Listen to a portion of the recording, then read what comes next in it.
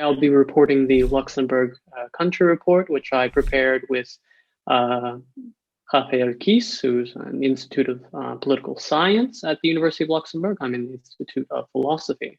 So without further ado, Luxembourg is a small constitutional monarchy and parliamentary democracy.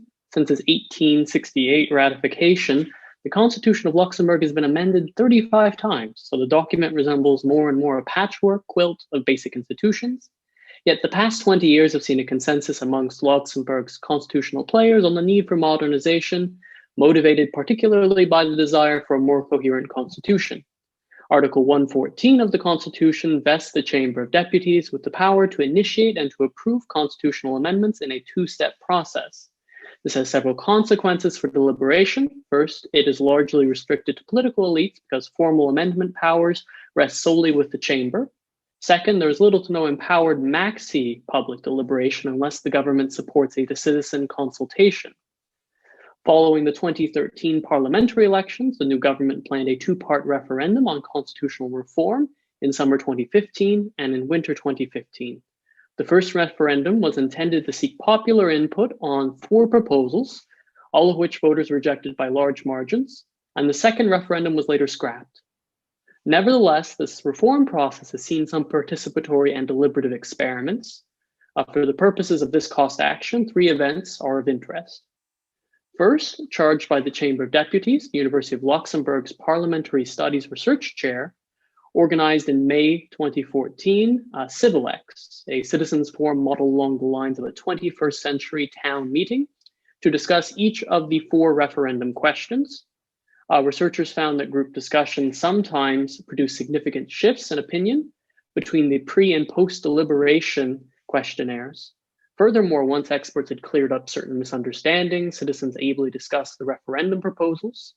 Despite these largely positive experiences, this deliberative experiment remained an isolated event and was not renewed during the campaign leading up to the June 2015 referendum.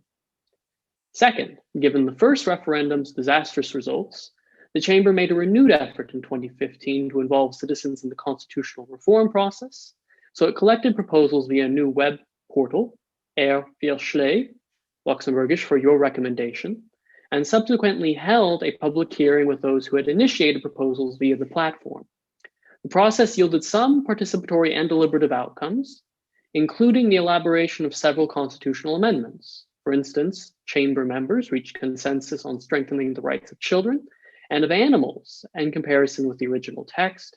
Nevertheless, the web portal was not developed as an online deliberative forum and saw limited self-selected participation.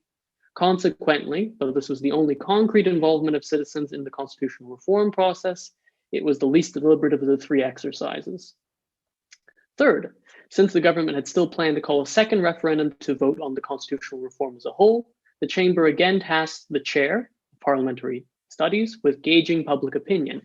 So in July 2016, the chair organized Constitu Lux, a new citizens forum to discuss the entire draft constitution. Citizens raised pertinent questions, identified short and long-term concerns, and suggested improvements to the draft articles.